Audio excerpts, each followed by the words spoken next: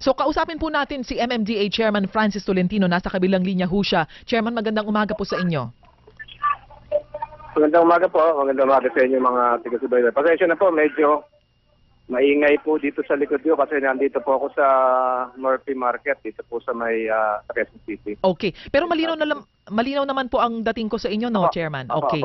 So, Chairman, sa laki po ng mga figurang na ibigay po ninyo at ng iba pang mga eksperto, ano ho ang porsyento ng kahandaan ho natin? Kumbaga kung susumahin ho nila nating lahat, how prepared are we?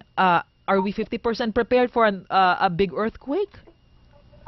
O papasok po pag sinabi nating preparation, ito po yung paulit-ulit na sinasabi ko. Pero bago muna ho yun, yung nakita niyo po kaninang narinig ko yung data, ito po yung 2004. 2004 pa ba yan? Ng Myers, JICA, MMDA. Okay. It was 2004 figures po yan. Subalit kahapon po, very timely, naglabas po yung bagong figures. Okay. Meron po tayong bagong pag-aaral sa tulong po ng AusAid ng Australian government. Yung unang figure po na binigay nyo, yung 2004 studies, meron po tayo ngayon 2013 study. Okay. Kahapon lang po lumabas. Ano po ang datos nito? Ibig sabihin ho ba mas mataas? Ito po yung latest. Okay. Yung latest po, halos binabalidate yung findings noong 2004. Yung 2004, 35,000 deaths during the first hour. Sa 2013 studies, 37,000 deaths. So halos pareho po.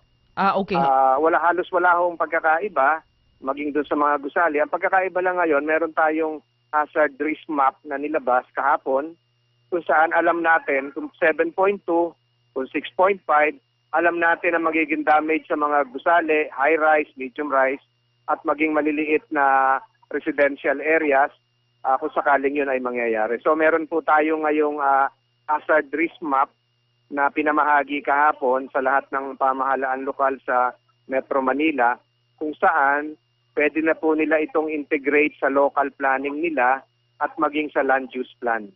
So ibig sabihin, aware po tayo kung saan po magkakaroon ng heavy damage, aware po tayo kung saan yun magkukulapse, aware po tayo kung saan yung danger ng liquefaction, aware po tayo kung saan yung massive po yung casualties.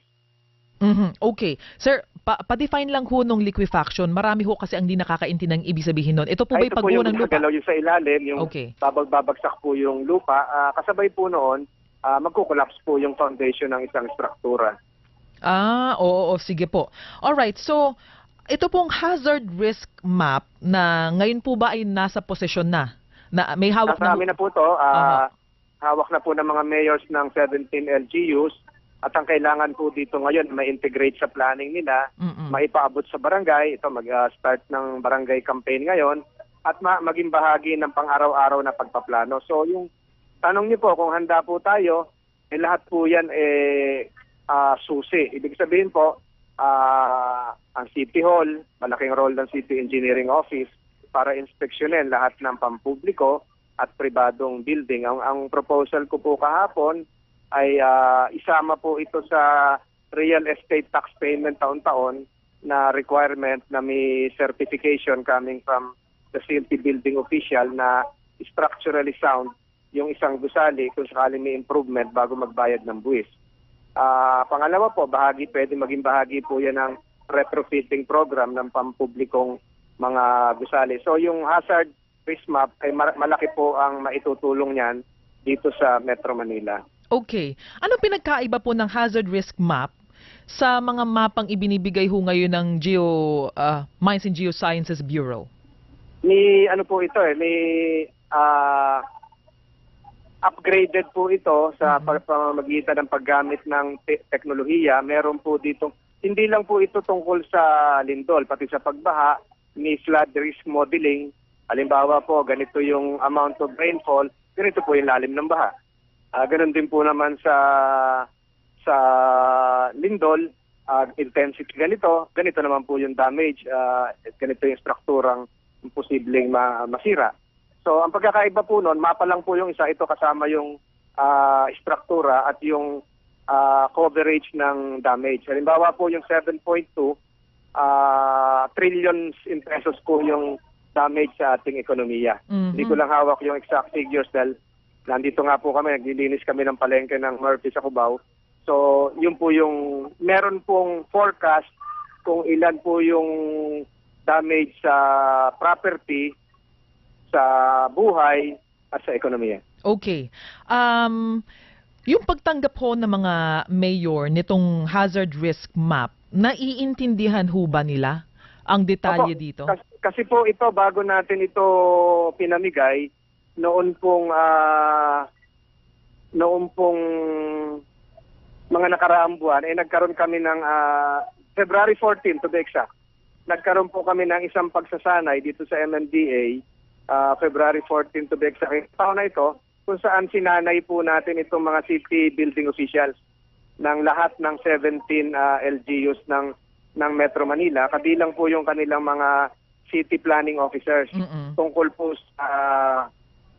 sa lindol at lahat po ng konsepto tungkol sa structural resiliency at earthquake risk management, pinaalam po sa kanila. So bahagi po ang climax po nung activity ay yung pagbibigay nga po ng mapa kahapon, at bahagi po noon kasama sila sa pagbabalangkas kasi sa kanila nang galing yung datos kung halimbawa saan nakatayo yung mga elementary schools na pampubliko, saan yung mga ospital, saan yung mga lumang simbahan. Bagamat ginamitan po ito ng satellite, malaki po ang input ng ating mga kinatawan sa iba't ibang pamahalaan lokal sa Metro Manila. Okay. Dito po sa hazard risk map, halimbawa ako po ay isang mayor, makikita ko ho yung mga istruktura, mga nakatayong gusali na nasa hazardous location na pwedeng pag tinamaan ng lindol, ito po yung guguho. Opo, nandun po yun. At saka nakalagay din po doon, meron po tayong modeling na bumabagsak yung building. Ganun ho ba? Ito ho bang... Meron po tayo nun. So ito pong hazard risk map, ito po ba yung hard copy o pwede pong ma-download sa internet? Ang may hawak po nun ay mga mayors pa lang ngayon. Ako at saka siguro meron ng e-balls at NDRRMC. Meron lang akong konting problema dito, Chairman. No? Bagamat maganda talaga na meron tayong hazard risk map, marami tayong mga detalye, tapos itong mga detalye ay pwede talagang magamit para maghanda ho tayong lahat. Tool for planning yan. Yes, pero that's nasa true. tao pa rin yan, nasa komunidad, nasa barangay, timely, may barangay elections tayo ngayon kung paano yung paghahanda. So, lahat po nung sinabi kanina, narinig kong kaunti yung sa background, yun po yung Oplan Metro Yacal. Ito po yung Metro Manila Earthquake Contingency Plan. Hindi pa ho ito perfecto. Siguro i-upgrade namin ito base na rin dun sa hazard risk map na natanggap kahapon. At marami na rin kung simulation ito. Pwede ko na sigurong sabihin din sa inyo na noong nakaraang taon, yung pong isa sa component ng balikatan activity dito sa Metro Manila, isinalang po natin itong Metro Yacal. Kung saan binalidate po at inritik din ng Sandatahan Lakas ng Pilipinas, maging ng Estados Unidos, ang validity nito, ang kapakinabangan nito. Sangayon po dun sa mga real world events na nangyari, halimbawa yung sa Haiti, yung earthquake po sa Haiti at yung mga iba nangyari po sa ibang lugar, kabilang po yung earthquake po sa New Zealand at sa Iran. Okay. Ang gusto ko lang sanang sabihin, Chairman, no, kasi maganda talaga lahat ng mga detalye nito, and you yourself said, ito ay isang tool para makatulong ho sa ating lahat. Pero ang question ko lang ho kasi yung commitment ng mga LGUs. Kasi kahit wala itong hazard risk map at nagre-rely ho ang maraming LGU sa mga mapang ibinibigay ng Mines and Geosciences Bureau, hindi lamang po sa lindol kundi sa baha at iba pang mga bagay, wala ho yata akong mayor na nakita na nag-iikot-ikot at nagsabi, o kaya mga tauhan ho ng mga LGU na nagsasabi doon sa mga residente na, oy, ikaw, itong tahanan mo, malaki ang risgo nito sa landslide, umalis ka na dyan. Wala ho yatang ganun eh. Kasi, hindi naman po, in fairness to them, si Mayor Herbert, kung natatandaan nyo, last year, yun yung mga areas po na ine-ex na nila, Hindi ko nababanggitin yung lugar kung saan bahagi po ng West Valley Fault, kasama po ang Philippine Institute of Civil Engineers. Inamarkahan po nila yung mga karsada. Ito, delikado ito, pwede na kayong lumipat, ito, possible cracks ito kung magkakalindol. May ginawa pong ganong effort ang Quezon City. And I'm sure, on a daily basis, kahit po hindi nakikita, yung ating mga city building officials, city engineers, ipatupad lang po ng maigting yung nilalaman ng National Building Code, yun na po yun. Ang kailangan lang po natin yung bisitahin, inspeksyonin, panaka-naka. Kasi pag nakatanggap na ng Certificate of Occupancy, ang alam po nung iba, yung building nila is safe na.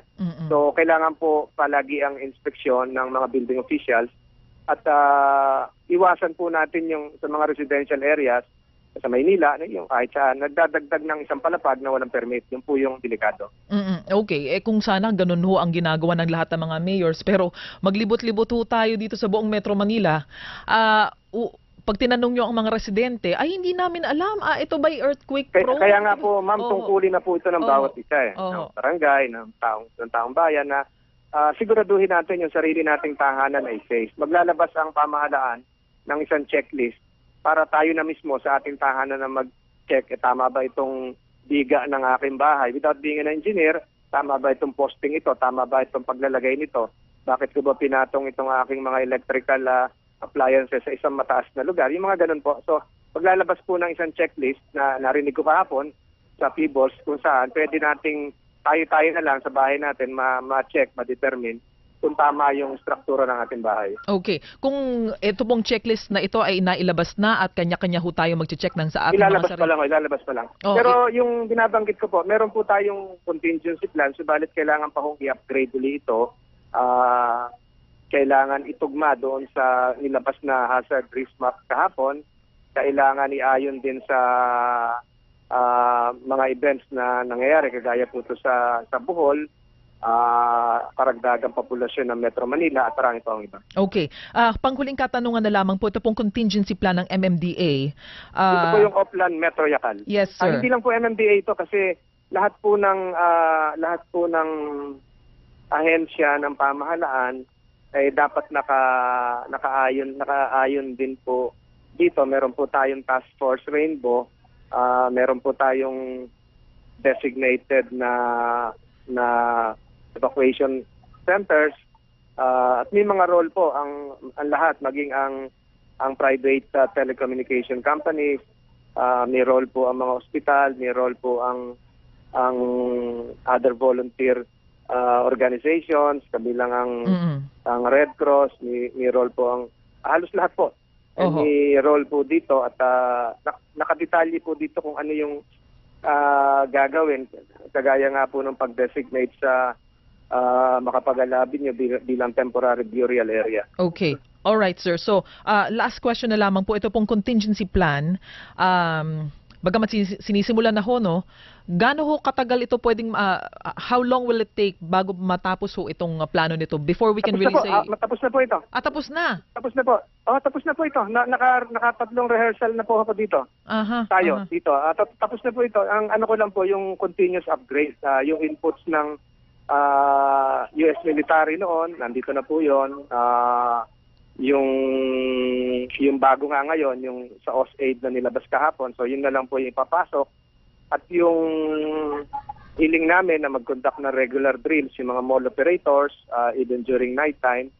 So, ano na lang po nakikita ko dito, yung redundant preparation and information campaign na ulit-ulitin. Walang masama po doon kahit ma-memorize na kung saan pupunta, anong gagawin. So, yun na lang po yung kulang po dito, yung itanim sa isipan na seryosong gawain ito at bigyan din ng seryosong pansin ng lahat. Okay. Sir, marami pong salamat sa inyong panahon. Maraming salamat po at magandang umaga po. Magandang umaga po. Yan po mga kapamilya, si Chairman Francis Tolentino ng MMDA.